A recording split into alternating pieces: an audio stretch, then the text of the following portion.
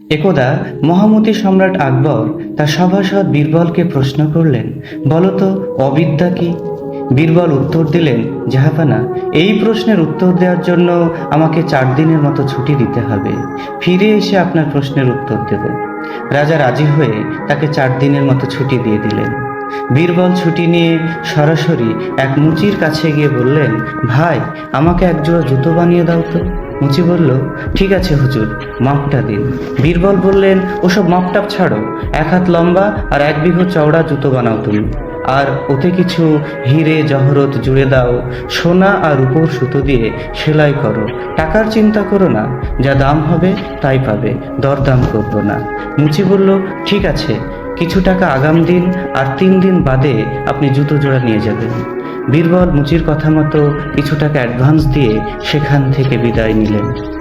3 দিন পর জুতো জোড়া নেওয়ার সময় পুরো টাকা দেওয়ার আগে বীরবল মুচিকে দিয়ে প্রতিজ্ঞা করে নিয়ে বললেন যে এই জুতোর গল্প কারোর কাছে যেন সে না বলে।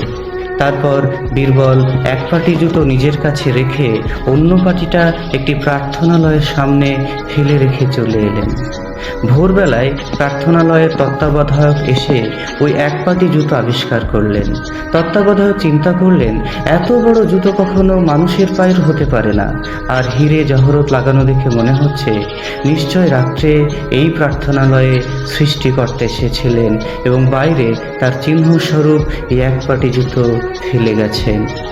প্রার্থনালয়ের তত্ত্বাবধায়ক আবেগে আপ্লুত হয়ে প্রথমে জুতোর পাটিটা মাথায় ঠেকালেন, তারপর বারবার জুতোটাকে চুমু খেতে লাগলেন। পরে এলাকার আরও অনেক লোক এলে তত্ত্বাবধায়ক সকলকে এই সৃষ্টিকর্তার জুতোর পাটি পাওয়ার কথার গল্পটি তিনি বললেন। সকলেই বলল, নিশ্চয় এই জুতো সৃষ্টিকর্তারই হবে, মানুষের পায়ে এত বড় জুতো হতেই পারে না। আর প্রার্থনালয়ের বাইরে যখন পাওয়া গিয়েছে, তখন এই জুতো তার ভূত বা প্রেতাত্মার হতে পারে না। সবাই মিলে জুতোর পাটিটি বারবার মাথায় ঠেকাতে আর চুমু খেতে লাগলো। শেষ পর্যন্ত গ্রাম ছাড়িয়ে, শহর ছাড়িয়ে এই জুতোর কথা সম্রাটের কানে গেল, আর সম্রাটের আদেশে সেই জুতো দরবারে পেশ করা হলো। মহান সম্রাট নিজেও স্বীকার করলেন এ জুতো সৃষ্টিকর্তারই হবে। তিনি বারবার মাথায় ঠেকিয়ে আর চুমু খেয়ে বললেন, এই জুতো রাজপ্রাসাদের প্রার্থনালয়ের কোনো এক পবিত্র স্থানে রাখা হোক। পরের দিন বীরবলের ছুটি শেষ হলো। উনি সভায় এসে সম্রাটকে সেলাম ঠুকে মাথা নিচু করে বসে রইলেন। সম্রাট তখন প্রশ্ন করলেন, কি হলো পণ্ডিত বর বীরবল, তুমি এমন বিরস বদনে বসে আছো কেন? বীরবল বললেন, জাহাপানা, আমার বাড়ি থেকে 1 পাটি জুতো চুরি গেছে। 1 পাটি জুতো? সম্রাট প্রশ্ন করলেন। হ্যাঁ জাহাপানা, আমার প্রপিতামহের 1 পাটি জুতো চুরি গেছে। চোর আর 1 পাটি জুতো বাড়িতেই ফেলে গেছে।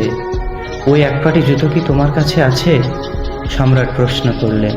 হ্যাঁ জাহাপানা, আমার কাছেই আছে। এই বলে বীরবল অন্য পাটিটা বের করে দেখালেন। দেখেই তো সম্রাটের মাথা ঘুরতে আরম্ভ করলো। নিজের কপালে করাঘাত করে হুকুম করলেন প্রার্থনালয়ের থেকে সেই জুতোর পাটিটি নিয়ে আসতে।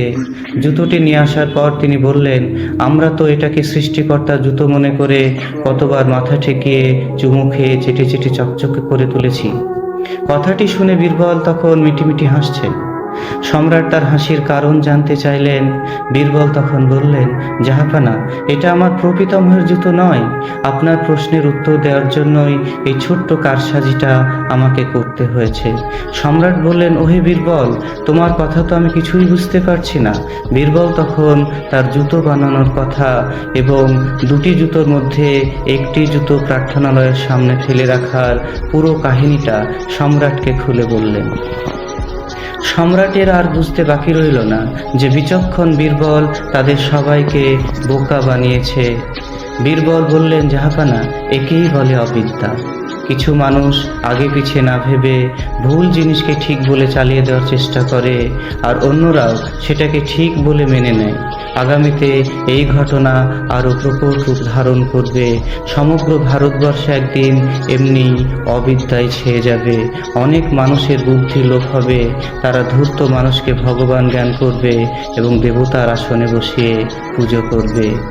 বর্তমানে মানুষের গতিবিধি দেখে মনে হচ্ছে হয়তো সেই সময় এসে গেছে এবং সমাজে এই অবিদ্যায় ধীরে ধীরে প্রকট রূপ ধারণ